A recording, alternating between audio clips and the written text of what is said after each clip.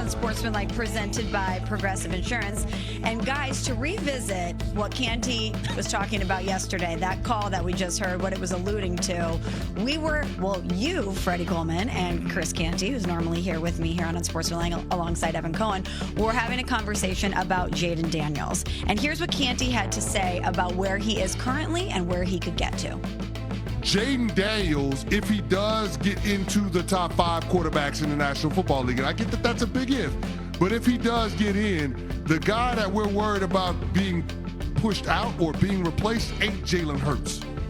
It's Joe Burrow. That's the guy.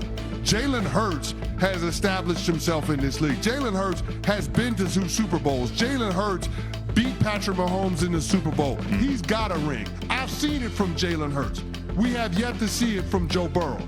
Remember, I said you judge greatness in this league by a few different things. Championship rings, all pros, and MVPs. Joe Burrow ain't got none of that. Okay, Canty saying Joe Burrow could be the one on the outside looking in if Jayden Daniels continues to have success and jumps into the top 5 as far as NFL quarterbacks are concerned. So, Harry, we think about the magical rookie season that Jayden Daniels had. He took the Washington Commanders, who were a 4-win team, to the NFC Championship game. He threw for 3,500 yards. He had a 70.6 QBR, which was 4th in this league. First and foremost, do you expect Jayden Daniels to be able to repeat what he did his rookie year? And if so, would you put him in that top 5 quarterback conversation? I expect Jayden Daniels to be better than he was in his rookie year. And think about all the things he was able to accomplish. Talk about over 3,500 yards, 25 touchdowns, and 9 interceptions. When you have the ability to convert 4th downs, and your offensive coordinator, your head coach, and everyone in your organization do not blink an eye when a 4th down has come about. They converted 87%, y'all. Think about how insane that is. They went to an NFC Championship game, and I said yesterday on Freddie and Harry that Jayden Daniels carried the Washington Commanders. We had a caller call in and said, I don't think he carried the Washington Commanders. And I asked him, did he have cable? Because I thought very different from that capacity. But this is a guy that I have as my top guy from an MVP standpoint going into 2025. And it's just because he's cerebral, he's cool, calm, and collected. He's a leader. He does everything he's supposed to do. You don't hear any nonsense off the field. He's locked in, and that's what you want from your quarterback. And he doesn't shy away from the biggest moments. We've seen at any given time, they're never out of a ball game because he's at the quarterback position.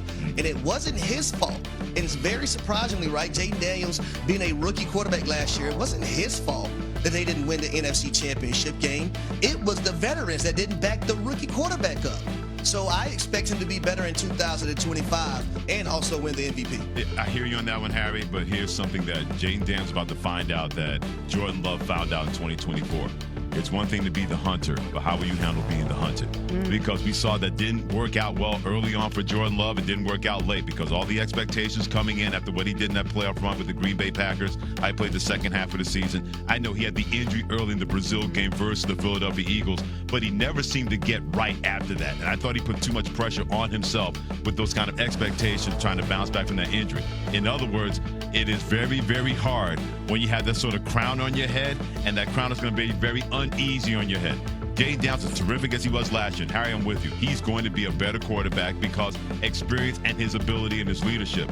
But now, for the first time since Joe Gibbs, the head coach of Washington, we look at the Washington Commanders and its organization differently, where all of a sudden they're now circled on schedules. We better watch out for Washington. Nobody was saying that last year, even though they had that great season, that great end of the season. But now everybody knows who they are. How will he handle that, and how can he raise everybody else's level to deal with that?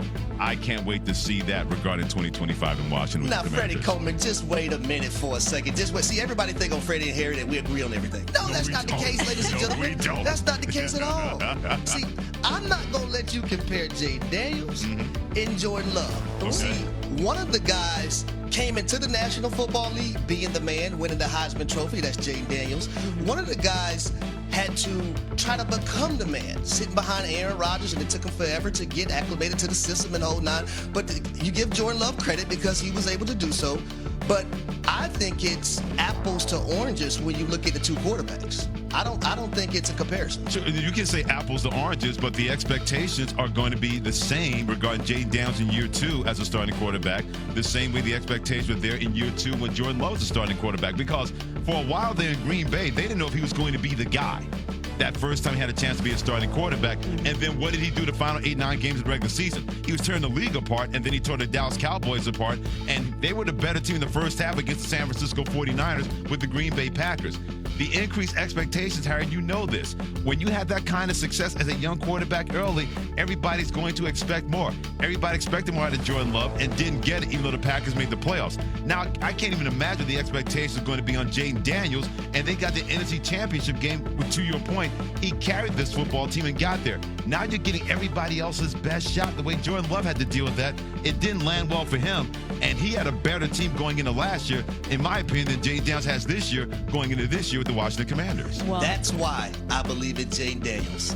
All the points that you just made, Freddie Coleman, exactly why I have faith in my guy, Jayden Daniels, to win MVP for 2025. Your guy, huh? And try to take this team to the promised land. Your guy, huh? Well, a guy that fills both of those buckets, who, as you said, Harry, came into the league as the guy in college football, and as Freddie, you just outlined, came into the league and still was that guy taking his team to the Super Bowl early, was Joe Burrow.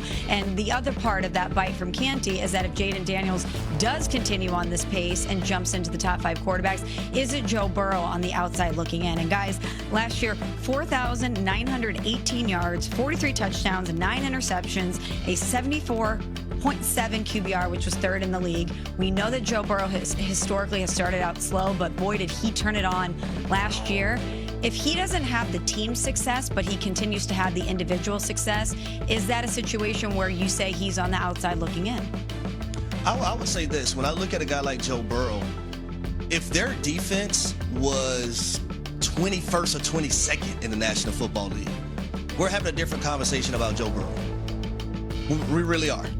And the difference between Jalen Hurts and the Joe Burrow, the Philadelphia Eagles had the #1 defense. They had the best offensive line. Mm-hmm. They had the best running back in football last season. And you have the top 2 duo at the wide receiver position. Now, I'm not sitting up here making excuses for Joe Burrow, but you're talking about a guy that has also carried a franchise since becoming a starting quarterback there. Whenever you have someone that is sacked 8 or 9 times in a football game and the body language doesn't change, he's still cool, calm, and collected, and he finds a way to win that football game. And I get it, folks. It's been a while ago, but Joe Burrow was phenomenal last season. He was. Yes. And if his defense was a tiny bit better, we're talking about the Cincinnati Bengals making the playoffs, in which I felt like last year everyone and their mama did not want them to make the playoffs because we knew what would have happened. Absolutely. Nah, I'm with you. Nah, I don't know. We'll never know. You know me. Harry knows me well. Michelle, you know me well. I don't play hypotheticals, but Harry, to your point, this is what happens when you have an organization failing their quarterback. That's why I call them the cheap and natty Bengals. They spend the money in the right place, they think, but not in the right place where they should when it comes to Trey Hendrickson. This should not be carried over into training camp involving this team, but we've seen this with the history of the cheap and natty Bengals before. Joe Burrow will have his organization fail him before he fails the organization, because anytime they make a right move, they make 2 wrong moves that set him and his organization back from being the kind of team that they're supposed to be, especially in the loaded AFC. Now, also, let me say this, right? I do think it's important for Joe Burrow because the Cincinnati Bengals have not made the playoffs the last 2 years. Mm-hmm. You have to make the playoffs in 2025. Oh, have to. Yeah, that's fair. But if he has a great season and the defense fails him, you can't put all that on Joe Burrow, the why he didn't make the playoffs. I think that conversation needs to go away regarding him. Well, we're talking about Joe Burrow having a lot of pressure on his shoulders, Jayden Daniels having a lot of pressure in his sophomore season. But when it comes to pressure and quarterbacks in the NFL, is Caleb Williams actually #1 on that list? And if he's not, who is? We're going to discuss that next. But first, Freddie has this from ESPN Bet. Em đem ra một lọ được không? Xem ở chỗ nào?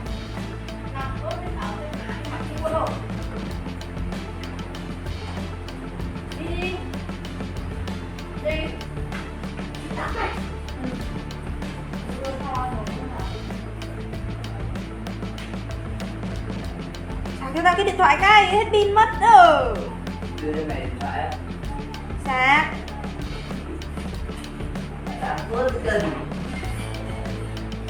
Cái gì?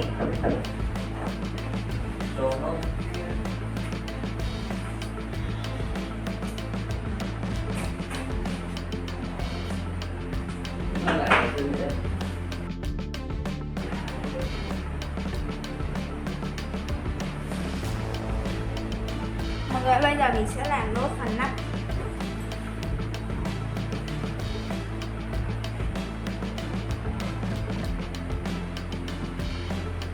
Mất tích luôn mà.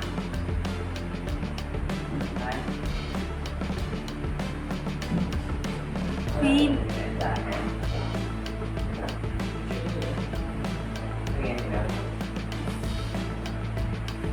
Long hôm nào đi 14/8 không? Không.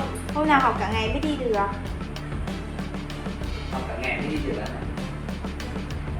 Thì không, bọn mình không về nhà, bọn mình táp luôn rồi đấy. Là cái gì? Có lẽ là quán gì? Nó là quán nước.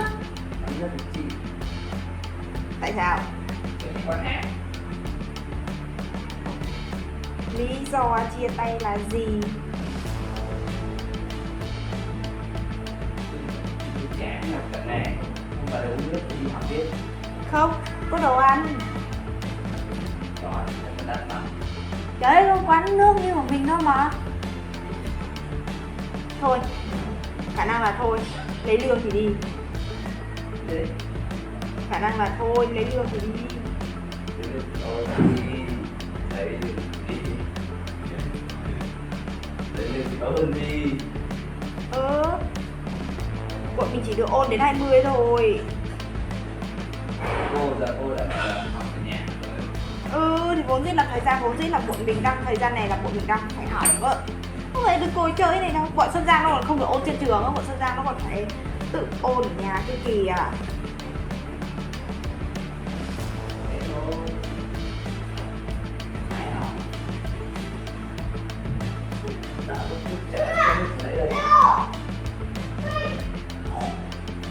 Chưa đủ. Người ta mới uống mà còn chưa được ngậm nữa. Có những nhấp môi. Cái nhiều bạn ở đây là nhiều bạn. Nhiều gió gửi đang đêm anh. Anh chị này.